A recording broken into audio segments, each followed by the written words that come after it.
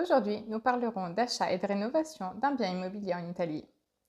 Moi, je suis Jessica d'Aller en Italie, le premier réseau de professionnels francophones en Italie qui vous aide à réaliser votre projet d'expatriation, d'investissement ou d'emploi en Italie. Je vous laisse le lien en description pour tous nos services et pour réserver votre premier entretien gratuit avec l'un de nos conseillers. Dès que vous commencerez un petit peu à y voir un petit peu plus clair et à vous renseigner sur toutes les démarches à faire pour acheter un bien immobilier en Italie, je vous conseille de poser quelques petites questions et de prendre quelques renseignements auprès de l'agent immobilier qui vous propose le bien en vente.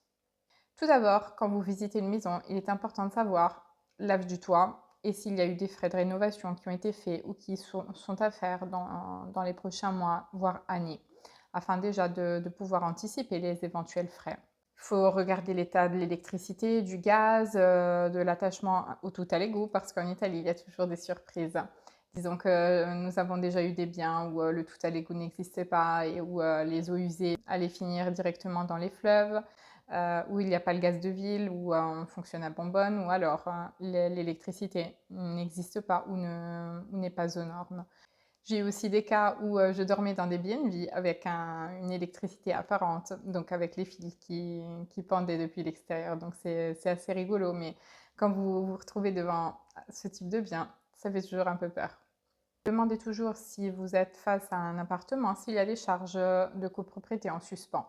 Parce qu'en Italie, il y a une loi qui dit que s'il y a des charges en suspens depuis des mois, des années, au moment de la vente, il y a la moitié qui est à la charge de l'acheteur. C'est quand même bien de savoir s'il y a des choses, des impayés qu'il faudra mettre en compte au moment de la vente. En Italie, il y a des endroits où les risques de catastrophes naturelles sont un petit peu plus élevés. Donc demandez toujours s'il y a des risques particuliers de façon à pouvoir anticiper une assurance habitation en ce sens. Demandez toujours le plan catastral, donc il faut que la maison corresponde au plan catastral qui est à disposition. Il est clair que le notaire fera toutes les vérifications, mais vous pouvez déjà anticiper au moment de la visite d'éventuels retards ou blocages tout au long du dossier, parce qu'il faut qu'au moment de la vente, le plan catastral corresponde au bien que vous avez en face.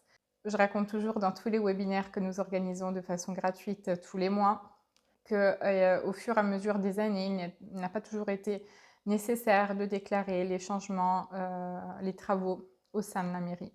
Donc il y a pas mal d'appartements, de maisons qui ont été construits sans autorisation. Et donc vous vous retrouvez avec un mur en plus, un mur en moins, des changements d'orientation, etc., qui n'ont pas été déclarés. Ce qui veut dire qu'au moment de la vente, ça va bloquer.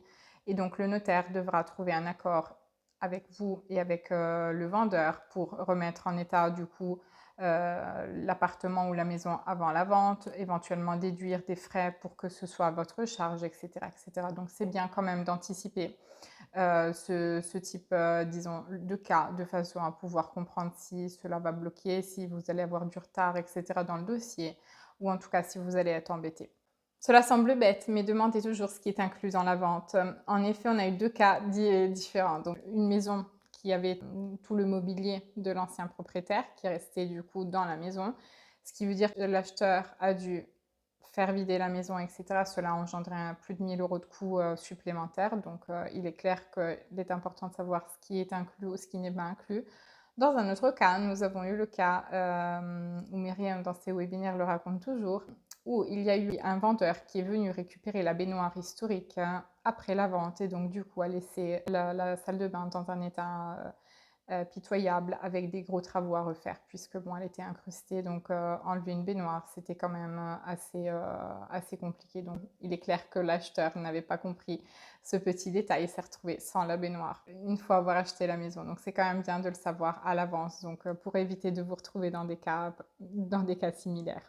Demandez également si s'il s'agit d'un bien historique ou une zone historique, parce que si vous êtes dans ce cas-là, vous allez avoir des problèmes pour la rénovation, parce qu'il faut un tas d'autorisations. Il faut, par exemple, si vous êtes dans un centre historique et que vous devez refaire les fenêtres, etc., il faut elles soient exactement de la même façon que les autres. Si elles sont toutes en bois, il faut qu'elles soient en bois de la même couleur, avec les mêmes rainures, etc.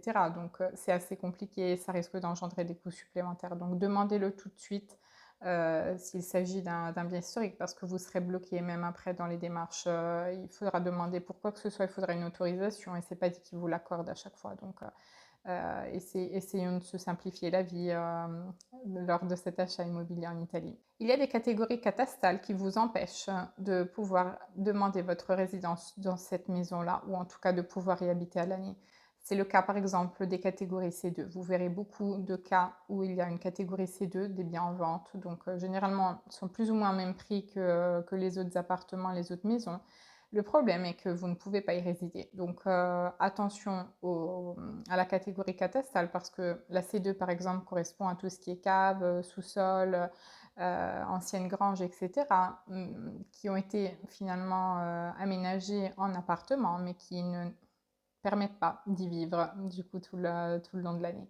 Donc attention, parce que derrière, vous ne pourrez pas déclarer votre résidence, vous ne pourrez pas avoir tous les documents en règle pour la vie en Italie. Donc c'est super, super important. Demandez toujours la valeur catastale du bien. Donc ça, c'est 10 questions à poser sans doute au moment de l'achat. Voilà un petit peu ce que je voulais vous dire sur toute la partie achat et rénovation. Sur notre site Aller en Italie, vous avez toujours des webinaires mis à jour. Donc tous les mois, vous avez des rencontres de groupe où nous parlons des différents thèmes. Donc n'hésitez pas à nous rejoindre pour pouvoir aussi poser vos questions et entrer dans le vif du sujet.